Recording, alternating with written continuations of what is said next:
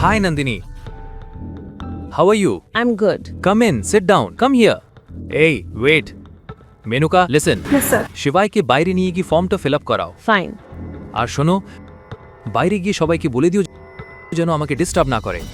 নন্দিনীর সঙ্গে আমার একটা পার্সোনাল কথা আছে। বুঝেছো? এসব দেখে শিবাই বিরক্ত হচ্ছিল, কিন্তু নন্দিনীর জন্য সে চুপ করে রইল।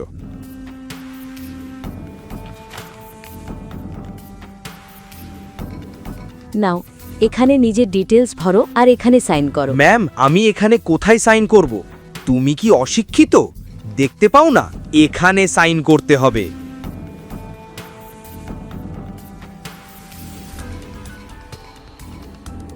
শিবাই যখন ফর্মে নিজের তথ্য লিখছিল, ঠিক তখনই ম্যানেজার দৌড়ে ইয়াশের কেবিনে ঢুকল। ইয়েস স্যার, দীনেশ স্যার এসে গেছেন। ইয়াশের কাকা দীনেশ ছিলেন একজন প্রাক্তন আর্মি অফিসার এবং এখন উজ্জয়নের অন্যতম বড় ব্যবসায়ী। ইয়াশ তার সঙ্গেই কাজ করত এবং তার টাকাতেই চলত। নন্দিনী, আমাদের যেতে হবে, চলো।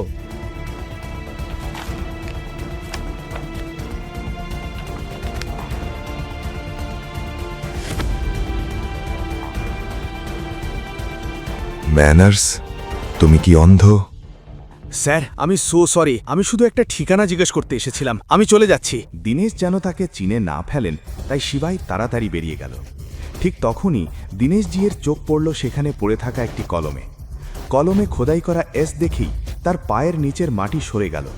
এই কলমটা, এটা কি ওই লোকটার?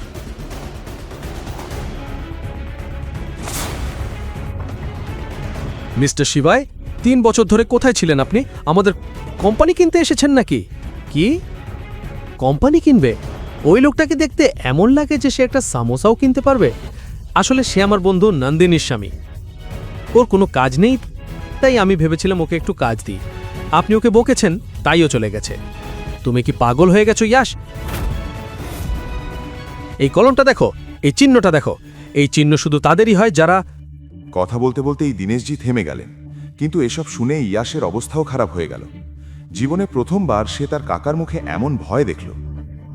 স্যার, আপনি কাকে নিয়ে কথা বলছেন? শিবাই সম্পর্কে আপনি কি ভাবছেন? ম্যাডাম, আপনি সত্যিই জানেন না আপনার স্বামীকে? আমি জানি না আপনাকে এটা বলা উচিত কিনা।